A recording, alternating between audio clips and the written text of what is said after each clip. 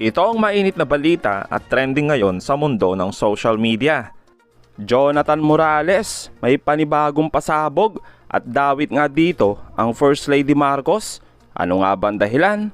Well, let's find out. After noong 30 April, Your Honor, may nagpunta sa akin sa bahay. Ito po ay inaayos ako. Allegedly, by the camp of a certain James Kumar and Lisa Marcos through a common friend named Eric Santiago alias Picoy. Ang pagkakaalam ko po dito, taga-Napolcom po ito. At ang kapatid po nito, isang PIDEA Drug Enforcement Officer. Nakuha po sa bahay ng CCTV yung kanyang, kasi naka-video call po eh. At ako, ayon, di umano, ito si James Kumar, interesado sa akin at naging subject ng kanilang three-way conversation na ako wag nang magsalita. Ngayon nagkaroon pa ng mga series of communication. Kahit ano ang hilingin ko, wag na akong tumuloy dito sa hearing na ito ngayong May 7. Kung hindi ka tumuloy, papahuli rin kita. Yes, Your Honor, alam ko naman po. Kita. Kung hindi ka Nagbiro pa nga ako, Your Honor. Ang gusto ko, loto. Walang problema. Yan ang inaantay. Yan ang inaantay ni Lam. Your Honor, kuha po yan. Yung conversation na yan. Sandali, bagong revelation yan. Yes, Your Honor. Nung atreta na after ng hearing natin dito sa Senado, May 1, may nagpunta po sa akin. At yun nga, yung tumawag yung Eric Santiago, video call. Kaya nga, sabi ko, teka muna, hindi ako nag-ano doon sa video call.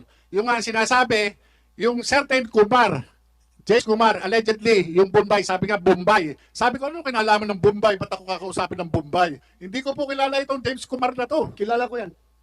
Ako po. Kilala ko. Opo. Kumusay, are you sure of your statements, ha? Yes, Sir Honor, kahit po patawag natin, yung Eric Santiago, ng pagkakaalam ko, taga-Napolcom. Kumusay, you invite James Kumar and yung isa, Eric Santiago? Opo. At saka yung isa pa raw kausap, allegedly, ito po, allegedly si Lisa Marcos, ito po yung Lam. Sandali, puro ka allegedly. Sinong nakausap? Kasi po, yung Eric Santiago po ang nagsasabi. Sinabihan Interesado. Opo, sinabihan ako na yung Kumar interesado sa akin. Personal kayo nag-usap o cellphone? Yung po kanyang, yung nagpunta po sa akin, naka-video call po sila. Sino yung nagpunta sa'yo? Si Romy Enriquez po. Romy Enriquez. Kumsek, take note. Pumunta sa'yo, naka-video call. Yes, Sir Honor. Pinadinig niya sa akin. Sinong nagsalita doon sa video call?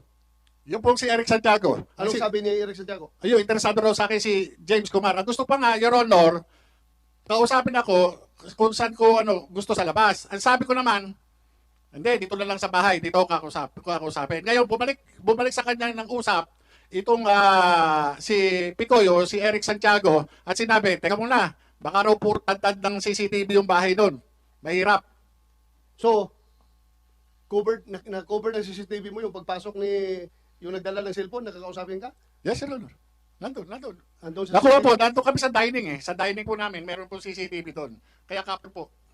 Palalim itong investigasyon na ito. Ang dami ng taong na-involved. Yung nga po, yung ang nagulat din ako dahil after lang nung April 30 na hearing, bakit may ganun? Sabi ko kung ito, So this happened after the hearing? after First hearing po, natin. May 1. Bago po ako interviewin ng, ano bang radio station to? Bali, ang interview ko noon, 11:30. So dumating ito, mga 10, past 10, o 10:25 o 10:30. Ganun po eh. So therefore, nakausap mo si James Kumar? Hindi po, yun lang yung nagsasabi na ang interesado sa akin, yung James Kumar, at ito yung ako yung naging pag-uusap nila nung nag-usap sila na three-way. Sino yung three-way? Nag-usap ng three-way? James Kumar, tapos yung isa pa na yung parang Lisa na yun po yung So anong pinarating sa'yo? Yung nga po, wag nang magsalita. Para wag na siya magsalita. Kasi ang mangyayari diyan, papatayin yan. Kaya padre, sabi nga ganun nung kaibigan ko, hindi natin maano kung ano yung desisyon niya. Kasi yan, nagulat din. Nagulat siya doon sa nangyari. Lumabas yung trabaho na yan eh. Yun yung ano, pero wala akong papapangako sa iyo. Hindi, sabi pa nga ganun. Magiging director ka. Sabi pa nga sa kanyang ganun. Magiging Director ng ano? director siguro sa gobyerno, Your Honor. Sino magiging director? Ikaw? Yung kausap, yung nagpunta sa amin. Yung kausap Kasi sabi niya, Sino ikaw yun? naman, yung Romy Enriquez, si Rolando. Romy Enriquez. Ngayon, ikaw naman ang handler dyan eh. Hindi. Sabi niya, hindi ako handler niyan. Yan, may sariling isip yan. Inaano nga niya, eto. Kagaya niya, sabi pa nga niya, sinabihan ko yan, padre. Sinabihan ko yan to si Kuya Jonathan. Na wag nang ano, kasi nag-uumpugan yung Duterte at saka Marcos. Baka madamay siya. Sinabihan ko yan. Yan po yung word ni Romy Enriquez doon sa CCTV. Sinabihan ko yan. Ngayon, yung si Picoy o si Eric Santiago, napaka-insisting na. Na hindi, sabi niya, ano natin na kaya, tulungan natin yan. Tulungan natin yan. Kasi wala, papatayin yan. Tingnan nyo, Your Honor, yung posisyon Sinong ko na, papatayin? ako daw. Ang nagsabi si Yung Picoy, yung Eric Santiago, Your Honor, yung, ang alam ko, taga Napolcom yun eh. Kumsek. Invite Eric Santiago, Napolcom. Bakit ka naman papatayin? Ay, hindi ko po alam, dahil po hindi ko siguro. Kasi sa akin lang po, trabaho lang eh.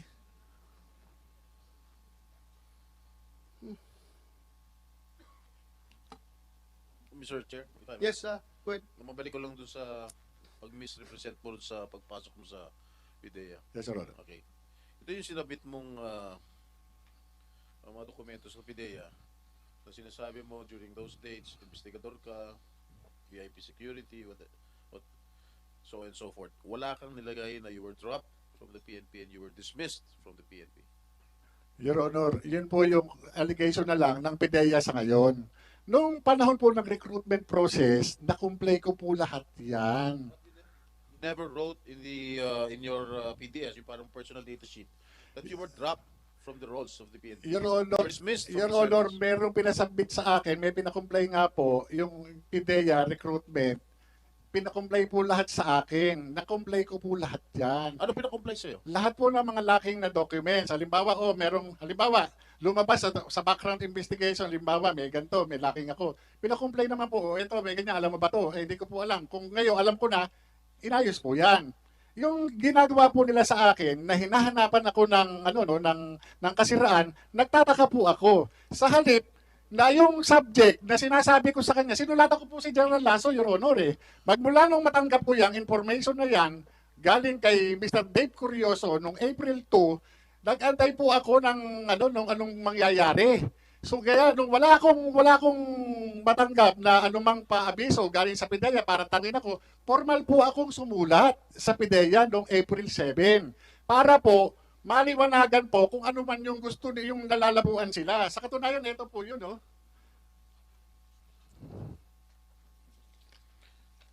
At any rate, Mr. Chair, is there anybody from PIDEA here?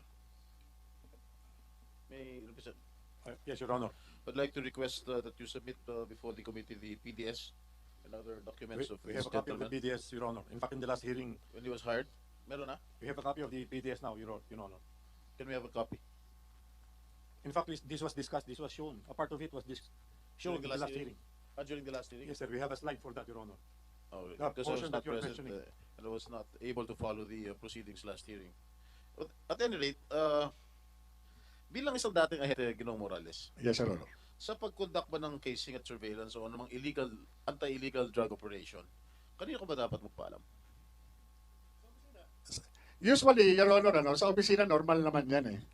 Pwede ba, sagutin mo direct Yes, yung sir. sagot ko? Kung sino, ha? Opo. Huwag sa opisina. Yung kay Malay Director, ko, nakakausap mo ba yung kay opisina? Director Francia, Your Sandali, Honor. pag nakinakausap kita, huwag sumagot. Yes, Your Honor.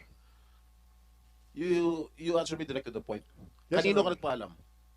Director Francia, yung aking division chief, Your Honor. Okay. Kami naman na nag-uusap palagi, Your Honor. Hindi kay gadapan. No, sir. Ha? No, Your Honor. Sino ba si gadapan? Yung ba yung immediate superior mo?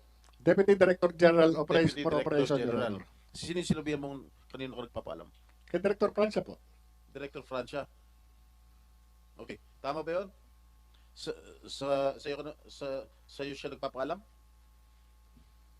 Yun po, Your Honor, good morning po. Yun po ang dapat, Your Honor. Dapat gagawin po niya bilang ako po yung kanyang hepe.